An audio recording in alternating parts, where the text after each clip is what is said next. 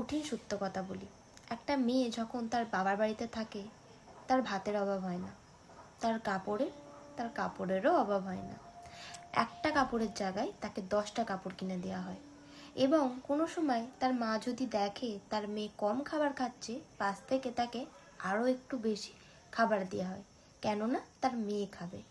এবং তার বাবা যদি কোনো দিন দেখে যে তার মেয়ে কোনো একটা খাবার খুব ভালো খায় বা পছন্দ করে, সেটাকে কন্টিনিউয়াসলি বাড়িতে নিয়ে আসে। তার ভালো লাগা, তার চাওয়া পাওয়া, তার ইচ্ছা অনিচ্ছাগুলোকে বড্ড বেশি গুরুত্ব দেওয়া হয়। আপনি যদি কোনো দিন ভেবে থাকেন একটা মেয়ে আপনার সংসারে আসছে ভাত কাপড়ের আশায়, তাহলে আপনি ভুল করছেন, একদমই না। কোনো বাবা মাই তার সন্তানকে ছোট থেকে এত কষ্ট করে মানুষ করার পর, এত যত্ন করে মানুষ করার পর আপনার সংসারে পাঠায় না ভাত কাপড়ের আশায়, ঠিক আছে? তার বাবার বাড়িতে একটা মেয়ের কোনো দিনই ভাত কাপড়ের অভাব হয় না।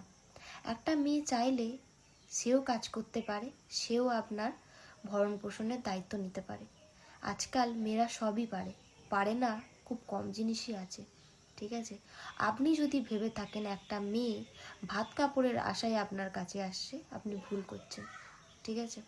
আপনার যে মেন্টালিটিটা আছে আপনি চেঞ্জ করা উচিত, তাই না?